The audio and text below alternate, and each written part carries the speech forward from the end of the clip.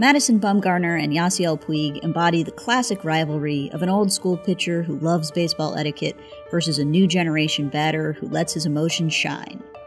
And they really leaned into those roles. Bumgarner once yelled at a batter for sort of glancing at his homer for like a second.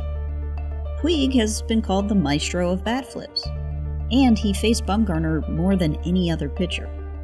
Combine all that with the fact that they were on longtime rival teams, and yeah, there's only one thing on the menu. To see just how inevitable this beef was, let's get to know our protagonists. Bumgarner grew up in rural North Carolina, and he had a high school career so impressive he was drafted 10th overall by the Giants in 2007. As a rookie in the Bigs in 2010, he was integral to the Giants' World Series win. He proved that was no fluke 2 years later. In Game 2 of the 2012 World Series, he pitched 8 strikeouts in 7 shutout innings, giving up just 2 hits and 2 walks on the way to another Giants ring. Impressive, but he wasn't done yet. It was the 2014 postseason where he became legendary. Bumgarner was the story of the Giants' World Series win. He went 2-0 with an ERA of 0.43. In Game 7, he pitched 5 scoreless innings in relief on just 2 days' rest. Bumgarner was known for his incredible clutch pitching, but that's not the only thing he was known for. He also had a bit of a temper, which came out if a batter wasn't completely stoic. Supporters have referred to his irascible nature as merely being traditional and having respect for the game. Detractors refer to it in less flattering terms. It never took much to set Bumgarner off. In 2013, he threw at and nearly fought Jesus Guzman because Guzman celebrated a homer the previous night against a different Giants pitcher, not Bumgarner. And it wasn't like Bumgarner was just fulfilling his duty retaliating for his team. He was genuinely angry at Guzman. Look how many people it took to hold him back. In 2015, Alex Guerrero popped out off Bumgarner, showed frustration, and Bumgarner blew up, telling him, "You're not that fucking good." And of course he gets mad when he gives up a home run and the batter celebrates, or even looks at it a little bit like Max Muncy did in 2019. If these rather benign instances can set off Bumgarner, a guy like Puig is gonna make him burst a blood vessel, or an organ. Why? What's Puig like? Let's take a step back and start at the beginning. A Cuban ballplayer, Puig attempted to defect to the US more times than he could count. In 2012, he made it to Mexico, and the Dodgers signed him that year. They brought him up from the minors in June 2013 when they were having a difficult go of it, and Yasiel Puig saved the season. In his first 19 at-bats, he had 10 RBIs and 4 homers. After a month with the Dodgers, he was batting .440 and had smashed 8 homers. And what do you know? The Dodgers ended up winning the NL West, making Puig forever a hero. Now, of course, he was known for more than just early excellence. As his career progressed, he was also known as part of the changing culture of MLB. A guy who wore his emotions on his sleeve and was always showing his sleeves to people. Puig's been credited with making the bat flip mainstream in American baseball. The guy once bat flipped for a double. Vin Scully called him the maestro of bat flips for this one against the Pirates in 2014. If you want to really learn how to flip the bat, here's the maestro. But it's not all hip hip hooray positive emotions with Puig. He's got a temper too. He's fought with his own teammates, and later in his career he fought standing up for teammates. Someone threw too close to his fellow Red, that's what's going on here. So, you see what I mean when I say this beef was inevitable? Big emotions Puig couldn't ever get along with baseball etiquette enforcer Bumgarner. And they didn't. It all started May 9th, 2014. Puig took Bumgarner deep, flipped his bat, and as he rounded third, Bumgarner had something to say, which Puig did not like one bit. We don't know what Bumgarner said to Puig, but I'm guessing it had a few explicit insults because Puig wouldn't repeat it to the press. And also because of the way Puig reacted in the moment.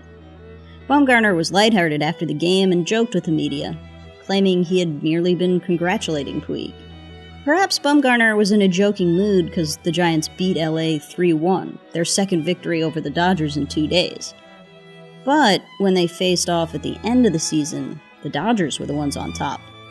In no small part because of Puig. He was an all-star that year and had been hitting well as of late. Then Bumgarner got him with a pitch. Puig wasn't hurt, but he didn't immediately get up. Bumgarner commented on that. Puig took him up on his offer to go, and they went. Benches too. No punches were thrown or anything like that, but Puig's composure for the rest of the game was shot.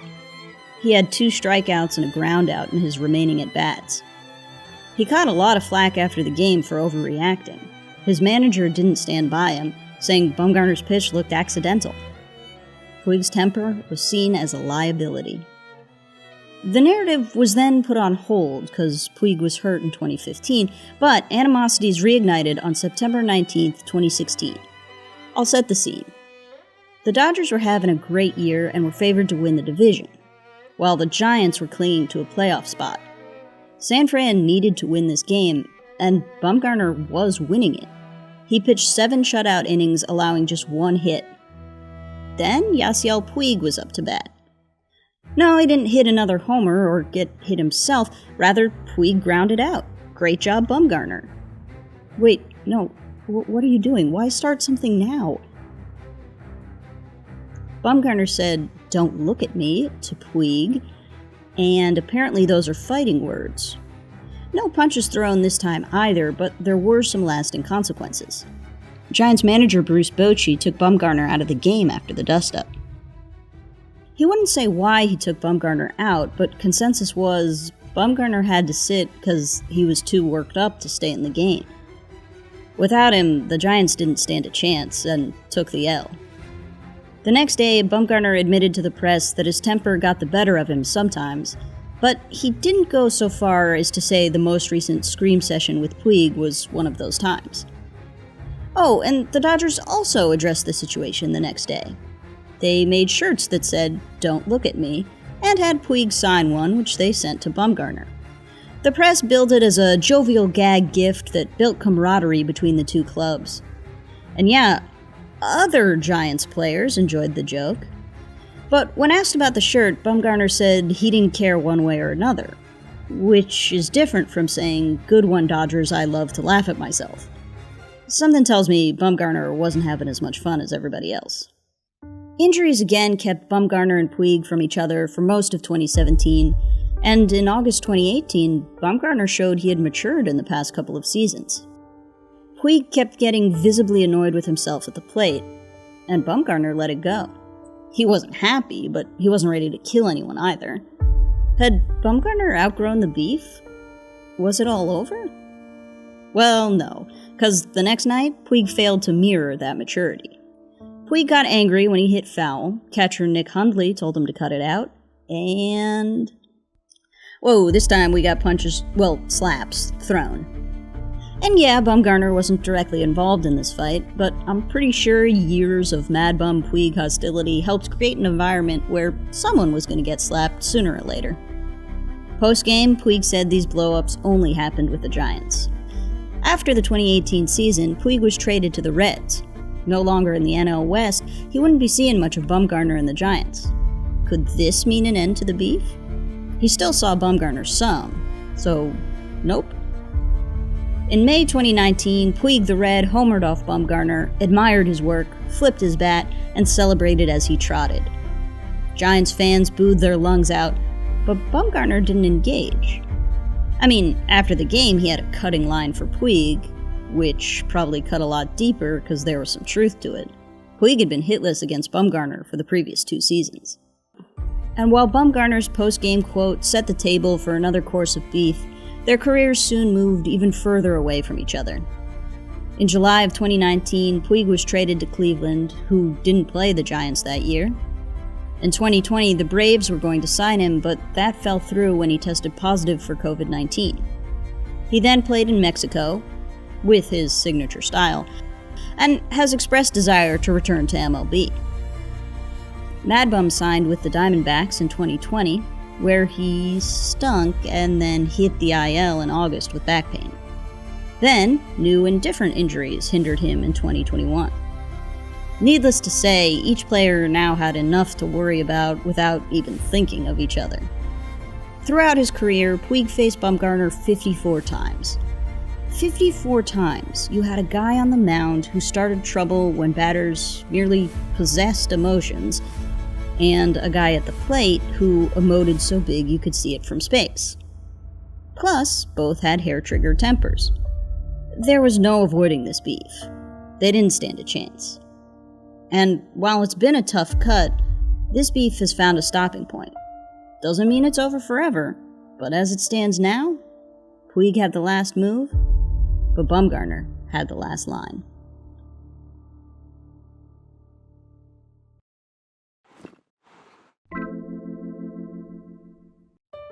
Hey gang, thanks for watching. You can subscribe by clicking here, and you can watch more baseball beef by clicking here or here.